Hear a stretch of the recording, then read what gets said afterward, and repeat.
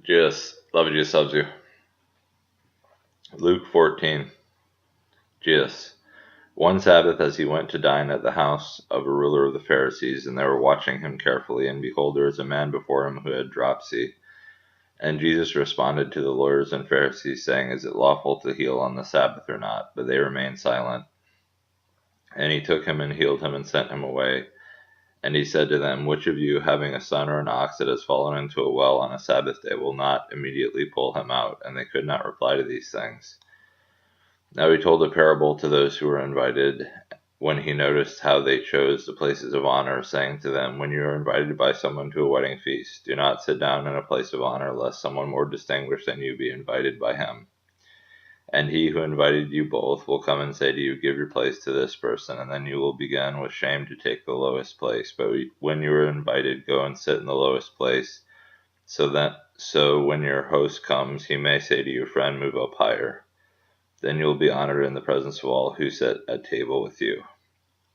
For everyone who exalts himself will be humbled, and he who humbles himself will be exalted.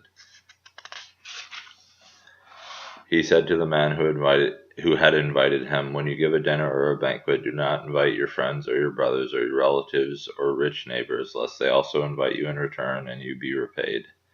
But when you give a feast, invite the poor, the crippled, the lame, the blind, and you will be blessed, because they cannot repay you. For you will be repaid at the resurrection of the just. When one of those who reclined at table with him heard these things, he said to him, Blessed is everyone who will eat bread in the kingdom of God. But he said to him, A man once gave a great banquet and invited many. And at the time for the banquet he sent his servant to say to those who had been invited, Come, for everything is now ready. But they all alike began to make excuses. The first said to him, I have bought a field, I must go out and see it. Please have me excused. And another said, I have bought 5 yoke of oxen, I must go examine them. Please have me excused. And another said, I have married a wife, and therefore I cannot come. So the servant came and reported these things to the master. Then the master of the house became angry and said to his servant, Go out quickly to the streets and lanes of the city, and bring in the poor and crippled and blind and lame. And the servant said, Sir, what you commanded has been done, and still there is room. And the master said to the servant, Go out to the highways and hedges, and compel people to come in, that my house may be filled. For I tell you, none of those men who are invited shall taste my banquet. Now great crowds accompanied him, and he turned and said to them, If anyone comes to me and does not hate his own father and mother and wife and children and brothers and sisters, yes, and even his own life, he cannot be my disciple. Whoever does not bear his own cross and come after me cannot be my disciple.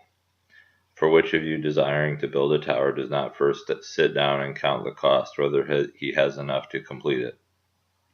Otherwise, when he has laid a foundation and is not able to finish, all who see begin to mock him, saying, This man began to build and was not able to finish.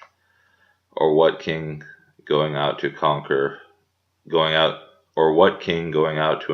another king in war will not first sit down and deliberate whether he is able with 10,000 to meet him who comes against him with 20,000? And if not, while the other is yet a great way off, he sends a delegation and asks for terms of peace. So therefore, any one of you who does not renounce all that he has cannot be my disciple. Salt is good, but if the salt has lost its taste, how shall its saltiness be restored? It is of no use either for the soil or for the manure pile. It is thrown away. He who has ears to hear, let him hear. Cheers.